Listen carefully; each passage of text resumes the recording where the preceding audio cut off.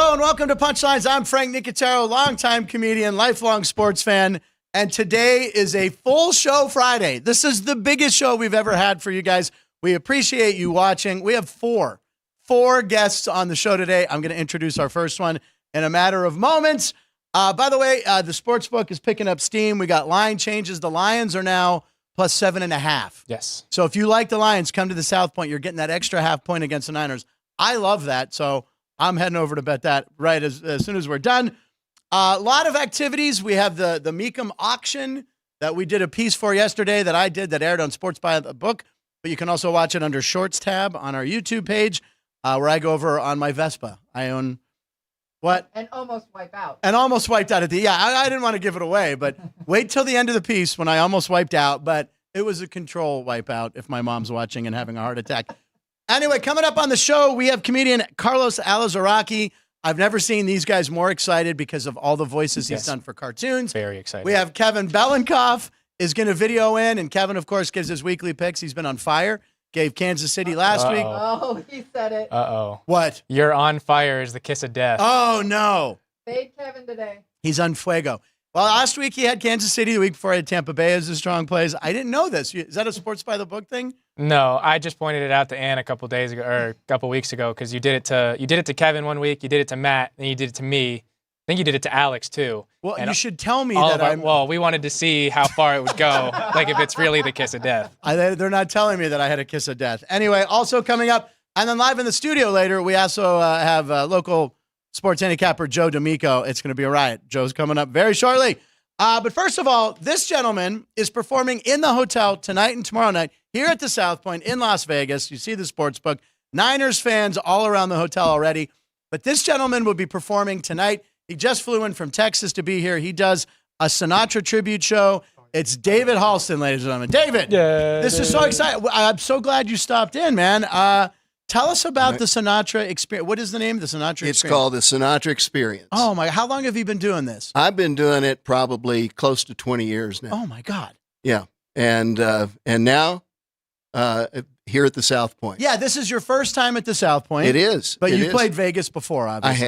I have. Where else have you played in Vegas? Italian American Club. Italian American. Vinny! Everybody's done the Italian American Club. I haven't done that yet, damn it. So we're glad to have you. It's a beautiful showroom over there. It's the best. Yeah. It's amazing. Now, it really is. how young of a person were you when you kind of fell in love with Sinatra? I have to just preface this by saying my name is Frank. I am named after Frank Sinatra. I'm not a Francis Albert. I'm just Frank.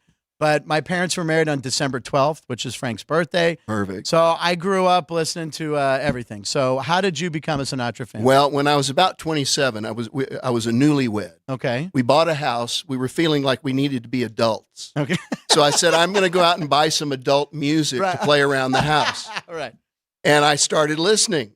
And I thought, wow, this is great. And I was just a fan. Yeah. I was just somebody that enjoyed listening to listening to Frank. And but it evolved over time. And no, exactly. Now, obviously, you have blue eyes too, don't you? I do. Oh, those aren't contacts. Those are no contacts. I may have trouble seeing, the fine print, but other. So when did you discover? All right, wait a second, because I can hear your voice. I hear it sounds. I can hear Sinatra coming out of you. When did you find out? Were you singing along with records, and all of a sudden you went, wait a second? Oh, it was way further along in life. I was at a party, and they had a little karaoke thing set up, and I knew one song. What song was that? I've Got You Under My Skin. Great song.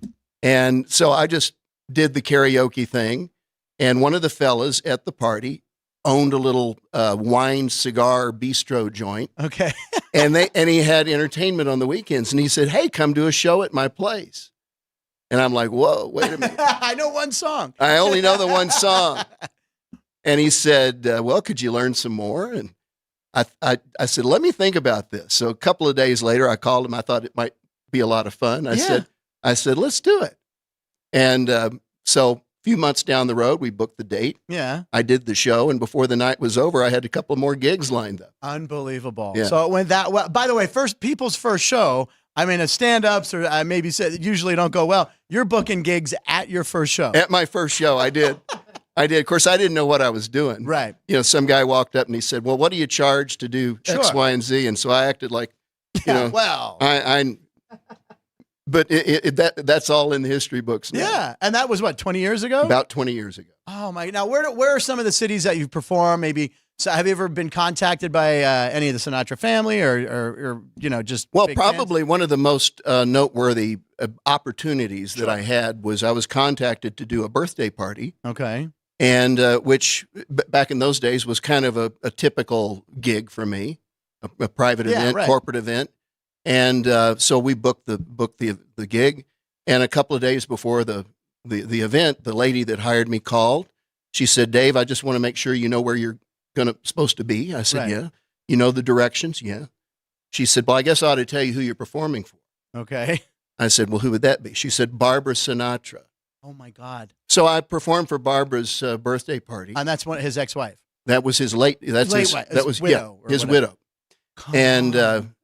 and so I thought, well, you know, I better not screw up. Oh my! And was she? What did she say to you after? She was the performance? delightful. She said it was. She thought it was wonderful. And during my way, she broke into tears. Hopefully for the right reasons. Yeah.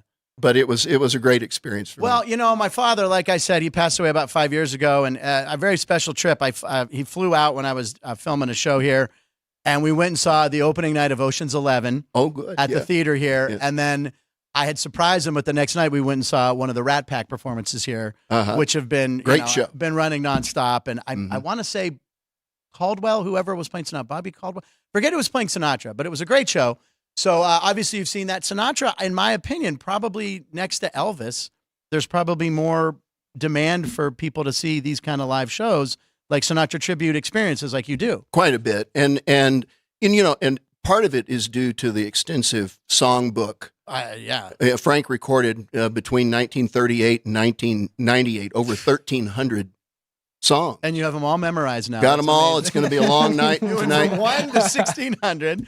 Yeah, what can people expect if they come see the show? Which is what are the times of the shows, by the way? 7:30 both nights. Okay. So tonight at 7:30, tomorrow night 7:30, Okay. and we've got a wonderful lineup of world-class musicians. Oh man. The best ever. In fact, on the bass, we've got Bob Sachs, who plays here regularly for the Dennis Bono show. Bob was right over here, right? Yeah. Bob was Wayne Newton's bass player, Come on. as well as a number of other stars that passed through this town. On drums, we have Bob Kamel, who was Frank Jr.'s drummer for 40 years, Wow. and he's just amazing. We've got a new, just prodigy piano player here in this town named Patrick Hogan on the keys. Okay, local guy. That's Local good. guy, and then we've got 3 wonderful horn players that are going to blow it out the door. I thought you wear a tux. What do you? Oh yeah, I'll have on my little bow tie and Frank. Now Frank liked to also have 2 fingers of Jack Daniels during a show, right? right, yeah. Little sippage, or is that more for the people? I coming like to the really big fingers. show? Okay. Yeah, like massive, No, big fingers. Yes. We've got a video of Oh what to yeah. expect. Okay, great. Sorry, I Oh, was you so do? locked in. Please play it. We got.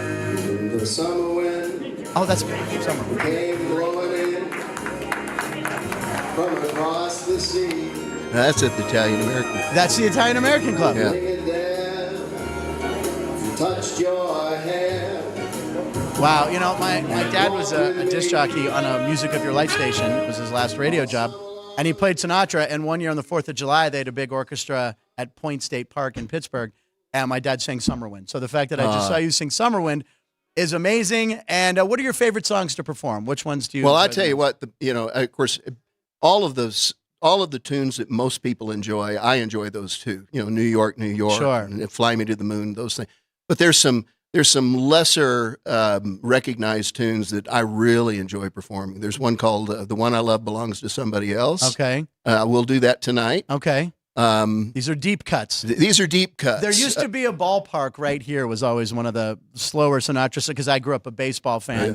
That's one I love. So I love. Yeah, you don't need to just do the hits, right? Right. Yeah. We'll throw in a couple of things that'll really give people a taste. And Ryan, when he was a child, at 5 years old, his mom has a video of him singing "That's Life," which she has promised to Yeah. send me, and I have not received yet. But Ryan, would you like to sing a little of "That's Life" for us? No, I would not like to say. I'd just Yeah. like to explain. Yeah, I In front climbed of up this the gentleman, I banister guess. in the house. And Now, we jumped I off. got to ask you real quick about sports. What'd you say? I would climb up the banister in the house and jump off. Shot down in May. I'd jump down. You're a daredevil too. So, you said you were from Dallas to me right before you came on. Are you a Cowboys guy? I'm a Cowboys guy, Yeah. but I'm sort of mourning the loss. The Dak. Yeah. So we'll try again next year. All right. And how many dates a year are you performing the Sinatra Experience? Well, the Sinatra show, we do about 40 to 50 a year. Unbelievable. I have a booking company called Tribute Masters. Okay. In fact, if somebody wants to find us, they can go to Tribute Masters on Facebook or tributemasters.com. And we have lots of other tribute acts. All right. And that's the best way to get in touch with you, or do you have a social media account? Absolutely. Yeah. Okay. But Tribute Masters would be the place to Tribute Masters. All right. This was a big thrill for me. I appreciate you coming in. The show's tonight, 7:30 here at the South Point in the showroom tonight, Friday, and tomorrow, Saturday. I'm sure it's going to be killer, man. Thank you very much for coming in. Thank you for having me. Dave Halston, make sure you check. This is going to be great. Sinatra Experience. Thank you for stopping in, Dave. Thank wow. you. That's unbelievable. So we weren't sure if David was coming. It was but he showed up. I come right at the door, and he shows up. Dave, thank you so much Very awesome. for coming in. That's amazing. All right, let me grab my headphones. Now, Next guest coming Ann in. always tells me if I can see the guest, that means they can hear what I'm saying. I want to preface this intro by saying to Carlos that we've never had Ryan and Jerry and Sean, the three guys who work on the show, never more excited for a guest on this program than So you. excited. Carlos, I'm telling you. Carlos, higher. listen, you may know him from Reno 911, where he's Garcia. Rocco from Rocco, it's Rocco's Modern Life. Mr. Crocker and the Fairly Odd Parents. I'm fine. Ryan, by the way, was looking through your IMDb page and went, he's Spyro? Oh, my God. Yeah, no, my Carlos, girlfriend the OG. loves Spyro. Carlos Alazraqui's here. Carlos, Yeah, yay. thank Carlos. You. Yeah, watch out for Nasty Nork. Apparently drives people crazy. Okay. You can Yeah. see Oh, my Ryan. God. Now look at Ryan. Now this. Oh my God, that's We've awesome. never seen Ryan, That our is so producer, awesome. like this, Carlos. Yeah. He's been freaking out. And Jerry also, when they started going through the IMDb page, they're like, why didn't you tell us he did all these? I'm like, I sent the bio to you guys, but man, once they dug deep, man, they're just so excited. That was so good. Yeah, Nasty Nork is toast. Yeah, it's fun. I'll be in Pasadena this Sunday for the Pasadena Comic-Con. I think Tom Kenny's going, so that line is going to be huge. The SpongeBob but, one, yeah. Yeah, with some Fairly Odd Parents folks, Butch Hartman, the creator, Darren Norris, Suzanne Blakesley, Gray Delisle, and myself.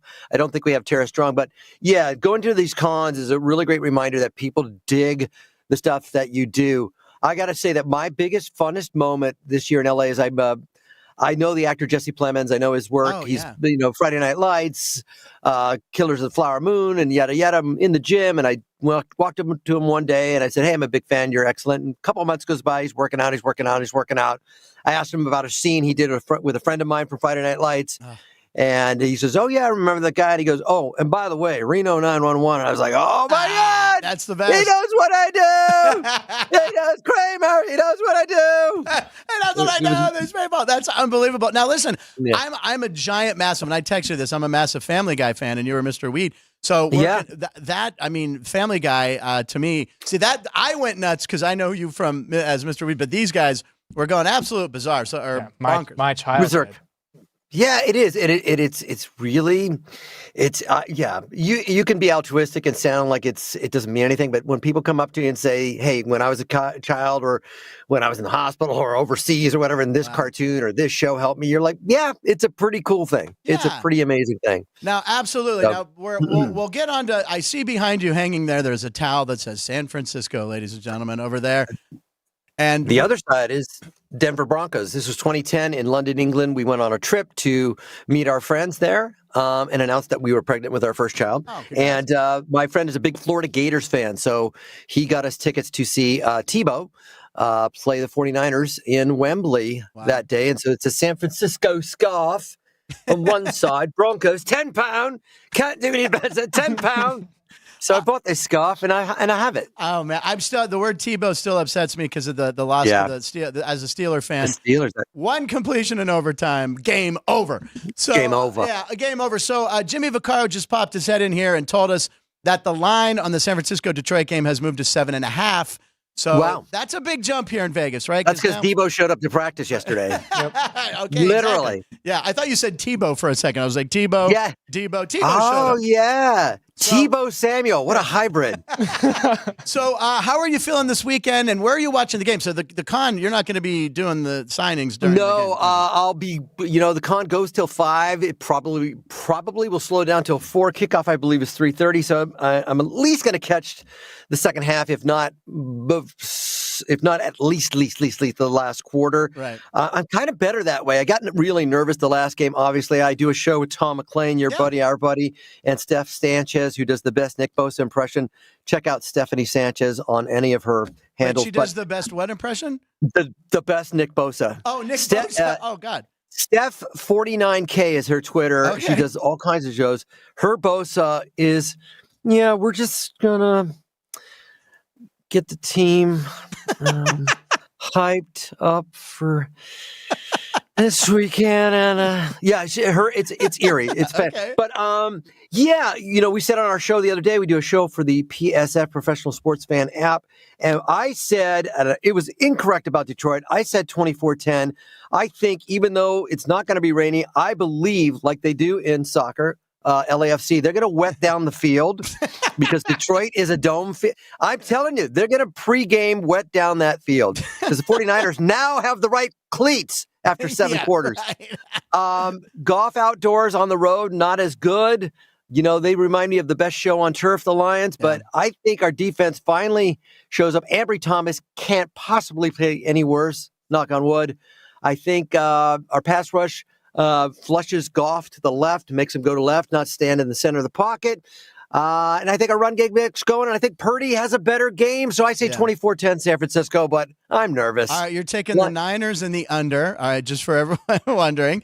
Now, if they go to the Super Bowl, it's played right down the street from here. It's about 6 miles from us here at Allegiant. I went to a game. Oh, okay, there you go. Now, if they go to the Super Bowl, is this like a goal for you to get to the Super Bowl to see them play, or have you seen them play in the Super Bowl? I don't know.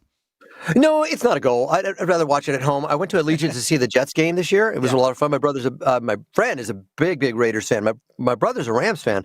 But I loved Allegiant. I stayed at the Hampton Inn on Tropicana on the right side of the bridge. So I just popped right over through that lovely neighborhood. It was okay. Right past the Hustler and right. Yeah, and I was fine. Yeah, I have a membership there. Great hamburgers. But no, I liked Allegiant. I would not go. I think it would be too much of a zoo. The prices would be through the roof. I'd rather watch it at home. I'm going to a Super Bowl party. So hopefully it will be the Niners against God. And that's somebody asked me today. Pick your poison. If you get past the Lions, you want Mahomes or you want Jackson? I got to say, I want Jackson over Mahomes because Mahomes has always beaten us.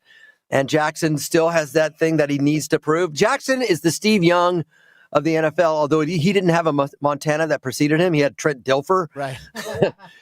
And Flacco, who won Super Bowls, I guess. Yeah, he won one. Dilfer was for Tampa Bay. I'm sorry. But I always get it mixed up. I always get it mixed up, too. Yes, exactly. Flacco. Right, exactly. So, yes, I would love to see the 49ers play the Ravens in a rematch. I just think, man, Mahomes is evil. You just don't want to play that guy. Yeah. And if there is a team that can beat him, it's the Ravens at home with that defense. They're pretty sound. So, and listen, Detroit are my good friend Rob Paulson, the voice of Yakko, Animaniacs. Oh, yeah. Mark Chang on Fairly Odd Parents, many other voices. Jose and Jerry's just dropped his head and he just went, oh my God, he's losing his mind. Yeah. Rob is a huge Detroit citizen. So Red Wings, Lions. I will be disappointed. However, you got to love that story for Detroit and Campbell, who played on an 0-16 team. Keegan-Michael Key is another Lions fan. So, yes, if there's a team we have to lose to, if it must go that way, let it be the Lions. And, of course, I would root for the Lions against Did you Ravens see what happened at the Red Wings game last night? The crowd just broke into a Jared Goff chant during the Red Wings game. Awesome. So if you're telling me Detroit's not fired up for their going, Jared Goff, I mean, they're ready to go, man. I understand what you're saying. I mean, look, as a Steeler fan, we have 6 Super Bowl rings. The Niners have 5. So do I want to see them get to 6 and ties with the Patriots? But if you're playing the Ravens, I'll root for you to win 6. I can't see Baltimore. I don't want to see Baltimore win. You don't want to see old Ozzie Newsome have success. No, and listen, I grew up the Niners. I loved the Niners as a kid because Joe Montana was from the area, but I like Dwight Hicks, Ronnie Lott. Yeah, I met Dwight. And you wrote me that you met Ray Wershing, who I had his football card, and I loved Ray Wershing was the kicker. Yep. And you met Dwight Hicks. So who are some of the Niners you met that really left an impression? Because you go back to the John Brody days, as you were saying. You're a John Brody fan. keys our stadium. Yeah, Ted Kwolek. Then we lived for Shriver as the quarterback. Scott Bull was one of our quarterbacks. But my brother was a Ram fan, and so he was my big brother. I was Jack Snow. I was a Ram fan, and then my dad started liking John Brody and the Niners, and I jumped ship.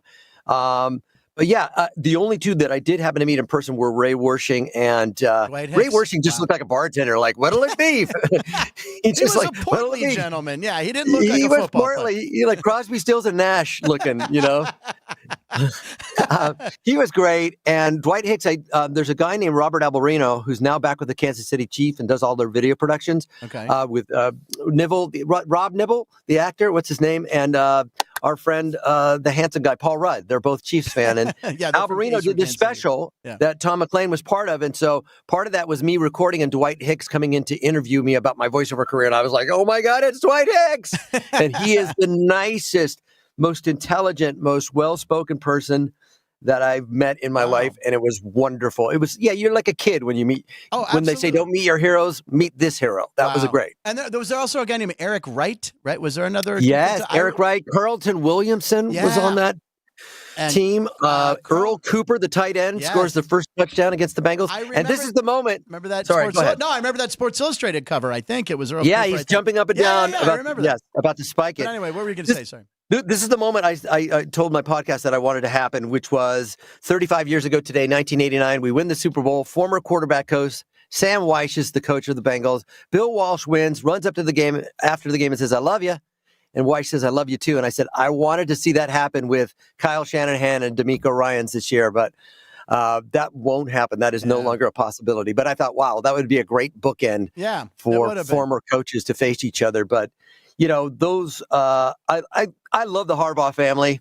I just love them both. Yeah, what do you think about him going to the Chargers? That's not in your conference, so that's okay. We called it on the podcast, and a lot of people assume because of the quarterback Herbert and Harbaugh likes to groom He did a great job with Kaepernick, by the way, obviously. So I love it. I think LA needs to be relevant. I've been to SoFi twice for Ram games, and it's dominated. It was dominated by Raider fans. It was dominated by 49er fans. And this was after they won a Super Bowl. So the Chargers go. They need that fan base to really get behind him. And I think Harbaugh is that guy. I could see T-shirts. Who has it better than us? Right. Nobody. And by the way, when you were at SoFi, did you not find it incredibly annoying that it's just they have to have noise on some sort of music? Constantly. I sat down and I didn't realize the mariachi band was right behind us. So all of a sudden, the first time out, it was it's like, oh my God, I just want 5 seconds of silence. They wouldn't give it to me. It is constant. Before I let you go, Carlos, I have Ryan here, a super fan. Do you have any questions about any cartoons or cartoon voices? I wanted to point out the Batman shirt. He voiced several characters in Batman video games and shows. Yeah, it's awesome. Do you have a favorite character that you voiced? By the way, this is Denis Bouanga. He plays for Los Angeles Football Club. He was the leading scorer, I believe, in the MLS last year. He's wonderful. Rocco is nearest and dearest because it was always my first. He's just so sweet and likable. He's like Winnie the Pooh. He's really nice. And then Mr. Crocker, because I borrowed from the best. I borrowed from Harry Shearers, Montgomery Burns, Richard Dreyfuss, and Gene Wilder, and turned into Timmy Turner Ferries because he's so out of his mind. Dismiss, mother, girlfriend. I really love my favorite voice, and you sports fans will appreciate this. Exploding Kittens will come out later this year based on the game. They needed an animatronic rat to represent a restaurant from the Bayou. And I said, guys, I've got a voice, and I did Ed Orgeron. So we sound like this. When Joe Burrow was good in the first half, we like the way what we're doing on offense. We got to show it up on defense, get ready for the Pat Rasmussen. But I believe in Joe Burrow. Go Tigers. Go Tigers. So I did a voice like that, and that is my proudest new voice. His name is Chorgle. Chorgle the rat. Carlos, I will look out for that. Listen, these two guys, these are like two little kids over there right now. Jerry, who you can't see on camera, is dying right now. Oh man, he's burying his head in his hands. You have no idea. They wanted you to yell fair, which yes, he did it for you. We needed the fairies for sure. Oh man. All right, Carlos, home run, man, or Frank. touchdown. It's our football Friday. I'll say touchdown. Tom McLean hooked us up. You came on the show. Yeah, and I'm so excited for you. These guys will never have another guest that they'll be more excited about, man. So good luck to your Niners, Carlos, and maybe you get a ticket and we see you in Vegas. Who knows? It could happen. I love it. All right, and by the way, Carlos, where can everyone find you? Social media? You know what? At Carlos Alazraqui on Twitter. More on Instagram. At Carlos Alazraqui on TikTok. I do have a website. I don't check it as much, but basically Instagram and TikTok, I'm there. And you can listen every Wednesday. We're still going to do the show. Tom McLean, Steph Sanchez. We do our little pro sports fan app podcast at 4:00 Pacific time. And we go on for half an hour and talk about 49ers football. Yep. And that's the one we've had Tom McLean on and Sean Salisbury. Obviously, Sean is the one who got us all involved. So, and then I immediately said, you guys need a Niner team. You got to call McLean. And then he brought Carlos in. So, yeah, outstanding, guys. Thank you, Carlos. Good luck to your team. Thank you. We'll see you again. Thank you. Thank you, buddy. All right. Okay. Thank you. I've never, you guys. So incredible. Jerry burying his head in his hands. And you wanted him to do the fairies. And by the way, you never know if, you don't want to put someone on the spot. Like Dave, our Sinatra experience. He's not ready to sing at noon. He doesn't want to say, hey, do Sinatra. Thank you guys for rolling the clip in. So we got a little taste. But you guys, just watching you guys was the highlight of the year so far. Jerry, are you okay? Is Jerry okay? He's not okay. Shaking his head no. Yeah, that was. Oh, man. That was absolutely awesome. Unbelievable. Yeah, that was exciting. And he's a huge fan. And boy, does he know his stuff, right? He knows. Yeah. And he knows the old Niners. And all right, so we're gonna prepare for a minute. Let's do our collage real quick before and do Kevin. You want to do that? I don't think we have the collage. Oh, we don't have the collage. Do we have Kevin? Kevin. No. I just need to unmute him. Did you do your Kevin? Jerry. So what voice was the fairies? What is that from again? Fairly Odd Parents. Fairly Odd Parents. He's the teacher for Timmy Turner. That is like obsessed with fairies because he used to have one. And he did it several times for you guys. He did them all several times. That was awesome. And I never want to put, like I said, a voice. So you don't want to be, hey, could you do the voice? He volunteered. Like he did them all. Going through them all. He got them all for you guys. Yeah. How many times will you guys watch this clip back? There's a good chance that might be our most played short just from Jerry and I watching it over and over again. Wait, tell Chris Andrews we might set a record for our short. So, all right, that was exciting. But I'm excited about this gentleman, like you guys are for Carlos, who did voices from your youth. This gentleman has produced game shows and many game shows that I've loved, but he's also a former world champion handicapper or champion handicapper in Vegas. Right. We'll get to it. And since we have such a packed show with everybody, I still wanted to get him on because our live commenters always are saying, where's Kevin? Where's Kevin? Where's Kevin? So here he is, Kevin Belinkoff. Kevin, what's happening, buddy? Kevin! Hi. Brian, are you excited to see me? So excited, Kevin. Not as excited. I love the Cal Bears sweater. Cal Bears. I love it. Look, man. Berkeley. Go Bears. 68. Yeah. My alma mater. Now, do you know Carlos Alazraqui? He's on Reno 911. He's a stand-up. I've seen him many times. Yeah. I've seen him many times. He even stands in sometimes. You'll see him as a celebrity guest on a game show. Yeah, absolutely. So, yeah, and I know we met somewhere once before, but we had a mutual friend. So he does a lot of voices from cartoons. Do you do any cartoon voices that might entertain Jerry and Sean and Ryan? Is there any? Yeah. Mr. Spacely or maybe Fred Flintstone. Spacely Sprocket. There you go. That's I thought you don't put people on the spot. I know. Well, I know you, so I figured it's okay. Carlos, I don't know that one. So I'll put you on the spot to talk football. We got conference championships. Right. And again, you had last week you were on Kansas City. That was your favorite bet. The week before it was Tampa Bay.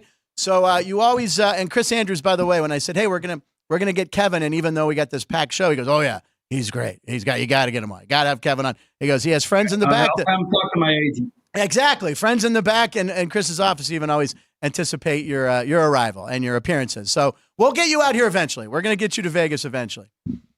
I don't know whether you can peel me away from the table once I'm there, but we'll figure that out. Listen, I'll be sitting right next to you. If it's blackjack, you and I are playing together. You will. So 2 conference championships. I don't know which one you want to start with, but go for whatever you want. Well, why don't we start with the early one, which is Kansas City, Baltimore. But I think the last 2 weeks I've said the same thing, which is like these games are tough. Yeah. But these games are tough. It's the 4 best teams, I think, don't you? I do. I think they've proven it. And, they all the numbers are good. So if you handicap the way I do, it makes it a little difficult. But you'll remember I was on Kansas City last week because they're an incredible underdog. And look at this. Now they're getting 4. I know. I mean, it's crazy. Pat Mahomes, 12-1 lifetime as an underdog. 12-1. That's unbelievable. And then you have to look at even more underdog numbers. Andy Reid as a playoff underdog, he's 8-4. That goes back to when he was with Philadelphia as well. All these are against the spread lines. And in Kansas City, coming off a straight up win as an underdog, which they just did, last 10 years they are 13-6. So I'm going to go with Kansas City. There are some good Baltimore numbers. Baltimore's at home for the 3rd straight week. That's a good thing in the playoffs. You saw it with Detroit last week. So that's kind of tough. And now this is one that I found really interesting. In the postseason, a home favorite that allowed 10 or less in their last game. Yeah. They are 11-5-1 against the number. But Baltimore at home, this is not just the postseason, it's all the time. At home, off allowing 10 or less, they are 1-13 against the number. Wow. Since 2016. The numbers for me point to Kansas City. I can give you a million of them. You got to take the points. Yeah. Listen, it opened at 3, and I went, okay. And then you get the hook. Yeah. Then it goes to 3.5. I'm like, oh, okay. And then today driving, I have 4. It's now 4. Yeah. And it's Patrick Mahomes. And again, you're just looking at resumes alone, and you have to look at resumes. Mahomes, the guy wins. Been there, done and that. You'll always be in the game. You'll always be in the game as long as you got him at quarterback. Quickly on the total, it's really tough. I'm going to go over. Okay. Lamar Jackson and Mahomes have played 4 times. Okay. Every single one of those has gotten into the 50s. So Wow. you're at 44.5. You got a little room there. These are good teams. I'm going to take the over.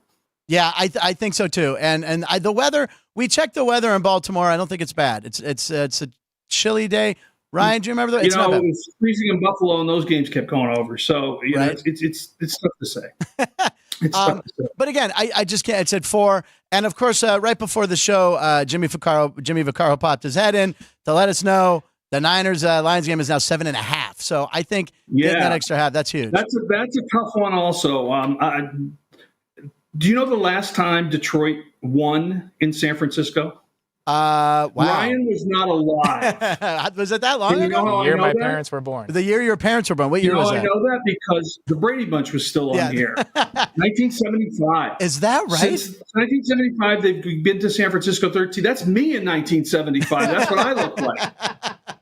Wow. I had no idea. And now you know why I crunch numbers and don't bat third. Wait, who is that? Who is that? That's Kevin in 1975. That was you?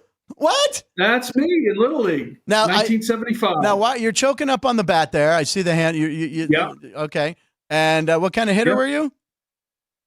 The 13th one in the lineup. You know how they do that in Little League? The one where they stop the game and go, oh, we haven't put Kevin in the game yet. We got to get everyone's got to play an inning.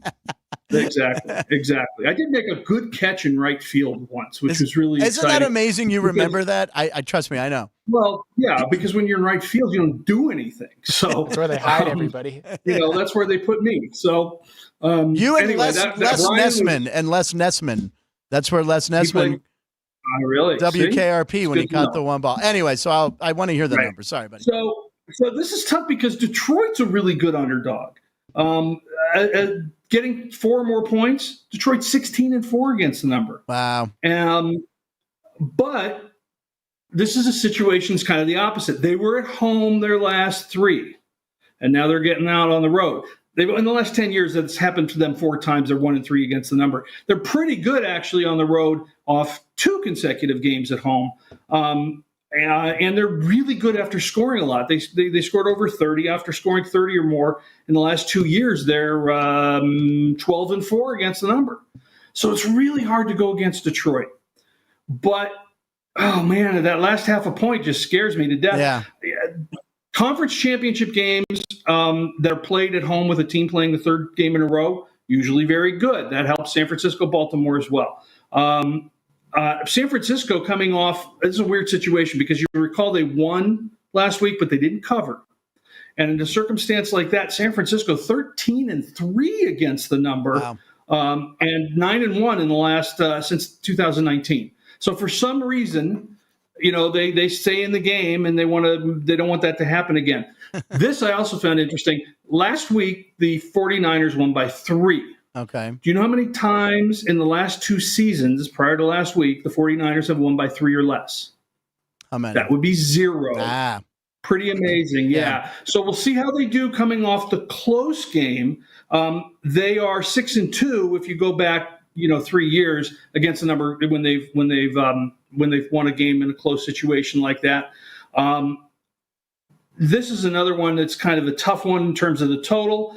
As an underdog, Detroit tends to go over off that win of 3 or less, and it does go back some ways. San Francisco 6-12 to the under, so 12-6, 12 of those 18 games, and they tend to go under in the postseason. They've gone under in 8 of the last 10 in the postseason. Okay. So this is another tricky one. As you can tell, I'm just going to watch this number. Okay. If it stays at 7.5. I probably will pass. If it kicks back down to 7, maybe I'll jump on the Niners. Okay. The total, I guess I'd play it under, but I'm not in love with this game. I mean, it's going to be a great game. Yeah. It's going to be a great. Both games are going to be great. I hope so. Yeah, I think so too. But so if I had to pick again, everything's tough. But I look at Kansas City plus the 4, and if it goes to 4.5, then run to the South Point and make the play. Because, exactly. I don't think it's going to happen. But four. I feel like it's a gift myself. So, all right, Kevin, I really appreciate it. We will talk soon. Where are you watching the games? Just at home? Stay at home, right? Yeah. Oh, but for the Super Bowl, I'm going to be babysitting my 85-year-old mother. Won't that be fun? Okay. Yeah. She might enjoy the commercials. The woman that usually takes care of her had a nervous breakdown. So now I get to have a nervous breakdown. Well, we'll check in with you. We'll check in with you before the big game to see how that's going. Hopefully, you'll still be around. All right, Kevin, I appreciate it, man. Good to play with you guys. We appreciate it. Thanks. So the big thing you like is KC in the over. That seems to be your favorite. Okay.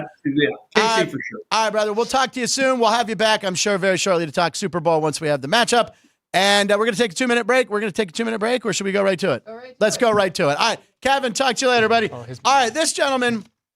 We'll fix that. So this gentleman, now right before the show, while we're getting the mic all set up, he shows up right before the show. It's 10 minutes to showtime. I realize I haven't printed out the script yet, so I had to run to the business center, get the script. Then I want to run up and say hi to him before he comes on the show. But our Sinatra guy, Dave Halston, who we weren't sure if he was showing up or not, who was a super nice guy, he's standing at the door. I'm like, are you the Sinatra guy? He's like, yes. So I never got a chance to officially say hello to him again, but he is here. And I want to say that this gentleman and I, we worked together during COVID. We were on a podcast together with another gentleman here here in Vegas. But now this is our first show ever together, live in person together. Vegas legend, ladies and gentlemen. Joe D'Amico is here. Joe, you look amazing, man. I saw you. I get to the door. You're like, hey, I'm like, I forgot to print the script. And I'm like running across the hotel because we have a printer sitting over here that's not hooked up yet. Jerry's got enough fun. I'm going to hook the printer up. Will you? No. I'll try. Anyway, Joe, what's happening? Well, I'm honored to be here, Frankie. Thank you for having me. Yes. And, I always dress up. I have that Napoleon complex. God's got a great sense of humor. Made all us the scenes like 3'8". We have no war heroes. We can't slam dunk a basketball. So I make up for it by dressing well and wearing jewelry that would make Liberace blush. Yeah, exactly. Look at that pinky ring. My God, what do we got going there? I'm a Guido. You can take the guy out of New York. You can't take the New York out of the guy. Thank you for having me. Yes. Sports fans, if I may, I want to say thank you to you, Frank. Frank called me up. He says, hey, how'd you like to do some fun stuff with us? Give some good content. And Frank and I have worked together before. Yeah. We have a lot of fun. I'm glad we're kind of a little farther apart. Last time we were on the same set, we were closer together. I was feeling my leg under the table, but see, everybody's last. They know it's true. No, but we have a good. Thank you for having me. Yeah. And I know that we talked about this, in the months that you've been living here on and off in Vegas. This is one of my favorite places to be. The South Point. South Point's amazing. I was just here the other night with my dad. We had dinner. We went to play a jackpot bingo, and this is one of the few books in town that takes my bets without question. I can go to somewhere else to put down a couple of bucks the way I bet. Okay. And, let me make a phone call. Oh, we can't do that. We can limit you. Jimmy, Chris, and Vinny are three of the last of the old-time sportsbook bosses. You know why? They get it. Yeah. Sports fans, if I have to explain to you why you shouldn't wear a polka dot shirt with a plaid tie, it's too late. It's way too late. They get it. They know whatever I win today, I'll probably be back tomorrow betting anyway. So they get it, but I'm honored to be here. Yeah. Thank you for having me. Oh, please. Thank you for being here. Now, how did bingo go? It was a big tournament, right? Wasn't there like a lot of money? Yeah. It's like $100,000 bingo night or something. Yes, bingo is, and especially for a guy like me. Yeah. I give an aspirin a headache, so I go up to bingo. I'm the youngest guy there by like 40 years, and I'm 54. And just to warm up my vocal cords before the game, I go bingo. Yeah, just to get a bingo. And everybody's giving me, he's going to be the one. I cased a few games, every game, and this is a great bingo. I play like 3 or 4 times a year. It's huge up there. They have $1 million bingo I play every year here too. I hit a 25,000 on that once or twice, and I'm always lucky here every time. I did not win at bingo, but I did come downstairs. I put a couple of bucks on the table. Mm-hmm. I wound up leaving with a lot more than I came in with. There you go. Nice. I had to cash out twice because I didn't want to fill out a tax form. No, I'm just saying. But and I won a nice bet on a basketball game that night, and my dad had a good time. So, I come here all the time. I love this place. That's lucky that you have your dad, and your dad comes out to the game. He had a good time playing bingo. And is that who inspired you, your love of sports, and maybe getting into the world of betting on sports? I have a grandfather who's a legend in the Lower East Side of Manhattan. He was the first guy ever to have a crap game in Little Italy, Chinatown. The guy was a genius. And what you see in the casino right here, where you've got 8 guys at a crap table, he did by himself in Chinatown, Little Italy. There's a rumor that he once owed 27 Shylocks because he bet so much and he gambled so much. But in the 1920s and 30s, he would bet 100 across on a horse when guys were making $3 a week. So, And then my father was a very respected horse handicapper through the years, and he retired at a very young age. He retired when he was 45. We moved out here. We bought in December of 89, moved in July of 90. Oh, you've been here that long. You're 30. Okay. I had hair when I moved out here. It was great. The town was a little different. And while I love, things that get upgraded and whatnot, I do miss some of the old Vegas. And that's why I do love it here, because the customer service here is off the chart. Yeah, please, thank you, sir.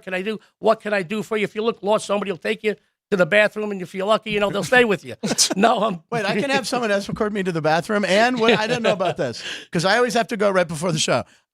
So you're from New York. Who were your teams growing up? Who were your sports teams that you loved? I was born a Yankee. I was always born a Yankey. I still love like Guidry and Munchin. They were my idols. Louisiana Lightning, man. And you saw the picture of me and him. I was at the 1-game playoff in Boston. I had just turned 8. And I was there with a Boston Sox shirt on. Are you serious? How I got out of there? You know what it was? There was some mobsters sitting in front of us in the first row, and from there. And when I said Boston Sox, I was yelling it, and they said, "Don't worry, kid. Don't worry, kid. You'll be all right here." And nobody bothered me, but I was there. Bucky Dent. Bucky effing Dent. Yeah, I have a ball sign from him that he signed that to me. Oh, my God. And I have a Mookie Wilson ball, too. I have them both in the same showcase because I absolutely hate the Red Sox. Right. I don't want to offend anybody from the state of Massachusetts. That's all right. I don't even eat clam chowder. I'll be honest with you. It's ridiculous. I'll be on, no clam chowder. They threw all that good tea in Harvard, and they got rid of the greatest non-Italian baseball player that ever lived. So, they deserve it. But I'm a big Yankee fan. I grew up a Jets fan and used to go down to the Downtown Athletic Club to watch the draft. And every year I'd get my heart broken. And when I first moved here, it was like 90 or 91. I went back and I flew in for the draft. And we needed everything. Right. And they drafted a kicker. Right. I said, that's it. That's it, guys. I throw up my hands. I'm done. I'm done. When you finally get, look at her. She stole my wallet. I ain't dating her no more. I'm done. I couldn't do it. But I was living here, and I got into the betting and whatnot. And, the rest is history. Now, wait a second. Tony Conigliaro. You didn't like him? He was a Red Sox, but an Italian? Well, you got to feel bad for Tony C. Right. You threw me the slider there. You threw it to me early.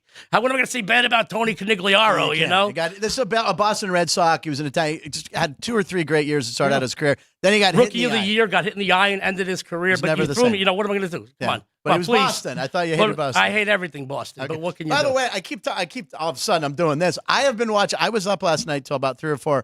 The Sopranos 25th anniversary, and I'm rewatching. I'm on season 3. So as soon as you start talking about that, you get like this. But you're authentic. I'm just half German, half Italian. Love you, Mom. So listen, we got a big weekend for games here. We got. By the way, you're on your own mug. Can you see this? You're on your. He has his own. Ryan, why don't I have my own mug? This is Neil Portnoy. I've been Portnoyed. Oh my God, that's amazing. He's an artist here in Vegas. Actually, he's a New England guy who's a great collegiate pitcher. He's an artist, has a gallery here. Get out. It's an honor to be Portnoy. Actually, I've been given the trifecta. Okay. The trifecta. I've been Portnoyed by Neil. Okay. I have been asked by the Chamber of Commerce if I want a star on Las Vegas Boulevard. Oh. And I have a shrunken head at the Golden Tiki. So only 2 other people have that. I have all 3. Wayne Newton, Carrot Top, and me. The 3 of us will be the only 3 people that we've given those 3 honors. You can keep everything else. I would just want Vegas to love me. And by the way, my buddy was in town, took me to Carrot Top. I know you've posted pictures, you and Carrot Top. I was blown away how funny the show was. Phenomenal. He was amazing. He changes his show like every month or That's two. That's what I heard, man. Yeah, there's some entertainers you could see. You come back like a millennium later, they're still doing the same jokes. He changed it. Yeah. Excuse me. He changed it on the political affairs, current the year events. before said 50% new material. Phenomenal. If you phenomenal. Can do 50, that's amazing. I've got a couple of Carrot Top stories at the Golden Tiki that maybe we'll save for the end of the show. Okay. I've been to the Golden Tiki. I didn't know you had a shrunken head. That's amazing. Mine was the busiest night in the history of the Golden Tiki. We had people at both the front door and the back door trying. We had governors, mayors, we had mops, you name it, we had it all there. It was great to get them all in one room. Then we could tell them, listen, we could threaten them with the RICO Act. So it was good. And Ryan, by the way, that's our goal now, to do this show long enough to get shrunken apple heads at the Golden, or not apple, just shrunken heads. Well, you can get an apple. Remember shrunken apple heads? That was the thing you did as a kid. Yeah. I don't know. Anyway, so we got the conference championships coming up. Kevin gave his input. You might have some different numbers, different source. What do you think? Which game do you want to start with? Well, let's start with the AFC, if you don't mind. Sure. I got a script. I've got a script because I got some stats. Go for it, man. Go. Listen, hi, my name. No. No, it's still going to be lively, guys. Don't worry about that. Turn the volume down. All right. My friends, there's no question that these are 2 of the best teams, not just in the AFC, but in all of football. Now, I'm going to let you in a little secret. Come in close. Whatever you do during the regular season doesn't mean anything in the postseason. It's a whole different monster. The pressure is on. It just doesn't matter, Frank. Right. I mean, obviously you worked hard to get there, but the postseason is a whole different monster. I have a lot of friends that played in the NFL, played in baseball, played in hockey, played in the NBA, and you know what they tell me? I said, you know what, man? You hear the crowd. You feel the pressure. So there are money players. There are fun players. We can get into that in a second. My opinion, guys, with all respect to Lamar Jackson and the Ravens, when it comes to the playoffs, they fall just a little bit short. Now, you cannot ignore Patrick Mahomes and the Chiefs' success this time of year. They are money this time of year. Now, I do keep hearing Kansas City can't be relied upon on the road in the playoffs, but sports fans are like a very big but. Ask my wife, Frank knows that. But they did what they needed to do. I'm going to get in trouble for that one. But they did do what they needed to do last Sunday in Orchard Park, didn't they? So against a very formidable foe. Yeah. Although Baltimore took care of business at home against Houston, I think we can all agree the Texans are not the Chiefs, okay? They are just not. The team did overcome some mid-season injuries to finish strong, and as far as us sports bettors are concerned, you don't need that anymore. I don't need to. Sorry. Do I need to? Do I need to? Take them off. Take it off. Right, wow. Oh, my buddy. goodness. Wow. That's even better. Now I know why you guys muted me. The Chiefs, they overcame some mid-season injuries to finish strong, and as far as us sports bettors are concerned, they covered both games in the postseason. This is big, guys. Playing big when it counts. It doesn't matter what you do in the regular season. We're both sports fans. We see this in every brand. We see this in baseball, basketball, football. Teams that do great in the regular season, they go to the postseason, they fall a little bit short. Yeah. I think the Ravens deserve all the credit in the world, but let me get back to my beautiful script. Okay? Please. All right. But I digress. All right. Now, what I'm about to say is going to contradict the fact that the Ravens do own the top scoring defense in the NFL, but I have seen them allow points to some less than stellar offenses, and I've seen them over the course of the regular season show some cracks. Trust me when I tell you, the KC coaching staff has seen this too, okay? Yeah. Speaking of the Chiefs, their defense is solid. They don't get the credit because they're not an explosive defense, but they rank second in points allowed. They were 17.3 or 4. Don't quote me, somewhere in that neighborhood. They've not allowed a single opponent to score more than 27 this year. And in today's NFL, sports fans, that astounds me. It just astounds me. I know the Ravens, they have the top defense in the league, but they showed some leaks at times. We know Baltimore tops the league with their ground game, but they do leave a lot to be desired where, guys? In the air, all right? And I think that's where this game is going to be really the difference in this game, because the Kansas City defense will key on their passing game, slow down Lamar in the air, go on the ground. They got a phenomenal ground, but they can key now on the ground because I do think the Baltimore offense leaves a lot to be desired in the air. I think they're going to contain Jackson and Ravens in the air, slow down. I'm not saying they're going to stop their running game. Right. So you can't stop their running game, but they're going to slow it down a bit. Here's what I really saw this whole week. I like the Kansas City at 3.5. All right. I love them at 4. I absolutely love them with 4. But with all the hoopla surrounding sports betting and pro sports now, guys, Kansas City knows they're the underdog here. Trust me, that doesn't sit well with them. Yes, it does all right? not. You come into my block or my end of the deep end of the pool, and you think you're going to push me around, buddy, I'm going to drown you. And I think that's what's going to happen. I think this team could win outright. Yeah. But I'll take the points. You know what? I always err on the side of caution, play smart.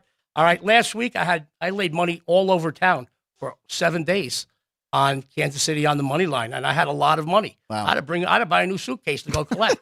But I do like this team, and I'm not saying anything about the Ravens. This is a great team.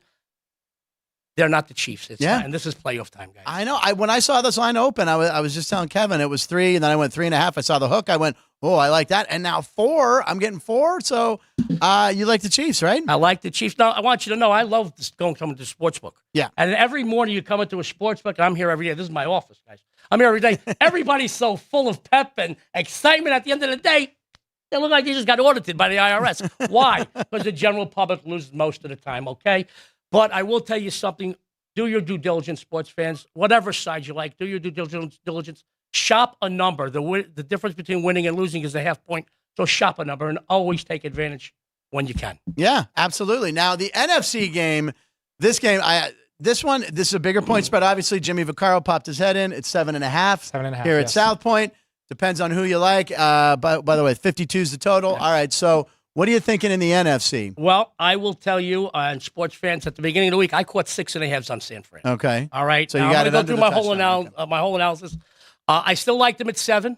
All right. I did some other shows, not as good as this one. Right. And I said, yeah, I like them at 7. Should I buy it down? No, I don't think you need to buy it down, guys. Remember, over the course of a season, buying it up or down, those pennies add up on those losses. Yeah. But, it's the end of the year. There's only 3 games left. So everybody wants to put 5 pounds of bologna in a 1 pound bag. They want to get even or make a profit by the end of the year. And there's only 3 opportunities to do that. Listen, you got to know when to be aggressive and when to be patient or when to step away. Right. All right. You don't see sports books, casinos, or bookmakers closing. Right. Right. There's a reason for that, sports fan. You don't have to bet every game on the board. But this is a game. All right. There are 7.5s around. There are still some 7s around the country. I am happy for Detroit. I really am. This is a city steeped in pride and tradition. I mean, but the last time they were happy about anything on the football field, Barry Sanders was in the backfield. I mean, I'm being honest. Yeah, no. And I will admit I drank the blue Kool-Aid a couple of times this season. And the excitement from the fans and the media, I do really think might be forcing some people to now play the dog that it moved at 7.5. Right. I can see it. Remember, guys, a line doesn't have to be sharp. It has to be where the books feel they're going to take action on both sides. This line, let me get into the elephant in the room. Yeah, go for it. My aunt did not walk in. She's a big girl. She's a big lady. You're laughing. I like this crew over here. This guy's shaking his head. That guy's laughing. I love this crew. I love this crew. The elephant in the room, Deebo Samuel. Now, here's the deal, guys. If he didn't leave the game last week and he didn't get banged up and they weren't questionable, as of this show, still questionable, this line would have been 7.5. They would have taken Detroit money, moved it to 7, moved up and down. That's what the books do, all right? We don't know as of this show, but I don't think you're going to have to worry whether he plays or not if you're the San Francisco 49ers. Their offense is loaded, guys. Let's face it, they have a smart quarterback. They have an arsenal of wideouts. Yeah. They have arguably one of the best tight ends in football. And in my opinion, the guy most valuable to his offensive unit in the NFL, Christian McCaffrey, in the backfield. Yeah. This guy, I mean, he blocks, he runs, catches. He comes out of the backfield. Yeah. I'll be honest with you, he probably goes and gets the water for them in between the plays, too. He does everything. There's nothing this guy can't do. Having said all that, Brock Purdy and the league's 4th-ranked passing attack, I feel, is going to pick apart the Detroit 27th-ranked pass defense here. Let's be honest, almost every opponent the Lions have faced since early November has put points up on them. It's a big thing, guys, I like the Lions. Like I said, they're a good story this year, and I think they have a future. I don't think you're going to see the last of them vying for the NFC title. A huge part of their success offensively is running the ball. They have a well-balanced offense, but it starts with running the ball. And they're lining up across the 2nd-ranked rush defense in the NFL. So even if they slow them down, great. Jared Goff put up impressive numbers this year. Yeah. Wait, though. Listen, I'm up while meth dealers are sleeping doing my work. I'll be honest with you. Another laugh. You did text it about 3:30 or 4 last night. I do it all the time. You like to post or something because I was up Sopranos, the dog's taking them out. And I know you get up super early. Well, you have to if you want to make money in this business. This isn't a hobby. This isn't what I do. This is who I am. And but you look at the schedule this year that Jared Goff has played. He has had 5 very bad performances. What type of teams did he face? 5 teams that are strong in the middle. I don't know another linebacking core as good as the San Francisco 49ers linebacking core. I think he's in for a long day here. I really do. I'm not saying they're going to get blanked. No. But I think he's in for a long day. And I did say his 5 worst performances statistically, all teams with strong linebacking cores. I'm happy for the Detroit fans. And like I said, they certainly deserve excitement. But maybe the fans, and more importantly, the team come in here a little overconfident. Okay. And you don't want to come in overconfident against this opponent. The 49ers make very few mistakes. And in a game this big, it's going to come down to mistakes. You know, look at the stats. This Detroit team's committed 23 turnovers. I think the Niners defense have snagged 27. That's a big number offensively. So the mistakes will be the difference here. I did say at the beginning of this analysis, about an hour and a half ago, that I played at 6.5. I still liked it at 7. It's 7.5. I still think the 49ers are the play. I think they win by 9 or 10 points. But do your due diligence. Always are on the side of caution. If you do like the Niners, either wait it out or buy them down. I don't see this game going up too much higher unless they announce Samuel will play or won't play. Correct. They might keep that close to the vest until Sunday. But, you know, this line at 7.5, to be honest with you, I could bet it at plus 7.5. Hopefully the game lands on 7. I win both sides. But I'm just going to go with what I feel. I'm staying. I'd rather win a bunch than try to win a lot more and not win anything. So you see a red Super Bowl. We see Niners Chiefs is what you're thinking. Now you had a Blue Jay. I thought you were going Chiefs and Lions because you kind of have a Lion thing and a Chief thing going. But it could be the red could be. It looks like it could be. You're saying Reds. You're saying Chiefs and Niners most likely. Absolutely, I do feel this way, and I even bet them earlier on this in the preseason. I rarely bet futures. Yeah, I'd rather have my money where it belongs in my pocket. Right. When you tie up your money for 5 or 6 months, I hate it. And most of the odds are against you, and anything can happen. I like my money where it belongs in my pocket, but I did bet a small thing on this in the future because I just felt there was money to be made in it. Well, by the way, speaking of that, we have parlay cards. We have props, prop cards. We have props. The Lions. I've been saying this for 2 days. Lions plus 9.5 over.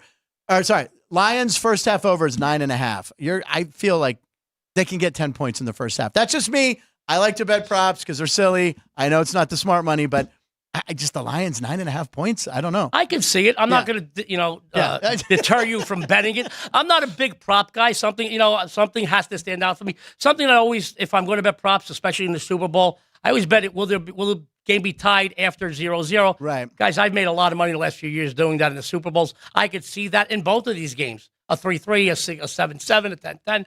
I'm not going to deter you from that. I did look at some of the props they got here because I love what they put up. Yeah. They're meat and potatoes here. They don't have anything fancy. They've got what all of us want. Right. They had one of the games, Kelsey, 5.5 receptions. I think he averages between 5.5 and 6.5. Right, close. But he's going to be a big part of this game. And I just looked at it quickly. I didn't do my due diligence and do some studying, but over, I thought, but I wouldn't say that you got a loser there. I could see that it gets worse. But again, I bet he breaks down numbers. He's up at 3 a.m. I like to bet props, and who's wearing the diamond jewelry? Not me, ladies and gentlemen. Quickly, Ryan, anything or live comment? I didn't have my computer working for live comments. A bunch of live comments. Yeah, my dad, Jason McCormick, wanted me to say a quick hello to you. Your father's Jason? Yes. I go back 25 years with Jason. Yes. He remembers me when I had more hair than Frank. I swear to God. Oh, give your father my best. I love your father, and I'm so happy for his success. I didn't know you were his son. Yes. Oh, my God. Now I'm going to treat you even nicer. Thank you. He wanted me to make sure I said hello. Yeah. What else is going on in the live comments? A bunch of Joe D love. Love the mug. Go Yankees, go Jets. We've got B-Town Dummy joined in with the only people who go to the business center to print things out are for MapQuest directions in 1998 and boarding passes in 2002. Christian. No, Christian, the printer's right there. Actually, wait a minute. I got some friends that live in this hotel, and they are in the race book every day. Yeah. And they go to the business center to print stuff out. But then again, they're all over 80. But listen, my stuff isn't short. You have some of my stuff. I don't. I had to print out. This is gold, Christian. That's 3 pages of gold. I didn't even need to print out that much today because we had quite a full show. We had 4 guests. Is there anything else important that you, besides B-Town Dummy making fun of my printing? Ricky Tran says, You're a legend. I love Ricky Trent. I don't know Ricky. This must be one of your people. No, you know, I got a lot of people. Well, listen. You helped. We tweeted out. You tweeted out a couple days ago. You're going to be on the program. We got subscribers. By the way, to everybody on the panel and everybody watching, Frank Greenberg. He's the guy. I told everybody that if they like, subscribe, and DM me, I'm going to pick a name out of the hat before the show. And Frank's going to come over to your house and either clean it or give you a back rub. Frank Greenberg lives in Henderson, Nevada. He expects you there Monday, 6 p.m. Listen, he said, wear something comfortable. I will. If you can come set up a printer, we got a deal. This has been the most packed show we've ever had. This has been one of the most fun shows.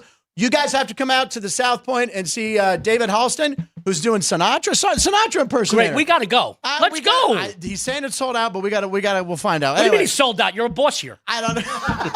They all laugh. I love the panel. This is the best panel I've ever worked with. We got to get Vinny on this. Anyway, he'll be here at the showroom here at the South Point. 7:30 shows tonight and tomorrow. Thank you to Carlos Alazraqui. You guys still giddy little school kids listening to the cartoon voices. I love it. Kevin likes KC in the over. You also, Joe, likes Kansas City. That's my strongest bet of the day, I'll be honest with you. While I did like San Francisco, and I had them at 6.5, and I still like them at 7. Chiefs is a strong play. I got to tell you, the Chiefs are very strong. I like them outright, but I'll take the points as a gift from the sportsbook. I mean, the man has a shrunken head at the Tiki, the Golden Tikis. You got to go with his word. But we're looking forward to this, Joe. Killer job. Ladies and gentlemen, thank you. Have a good weekend. Good luck to you betting. We'll be back Monday with results, and then we will have 2 weeks sitting up to the Super Bowl. That will be right here. Myself, Jeff Parles, and Alex all have press credentials, so we're going to be hitting a lot of these events.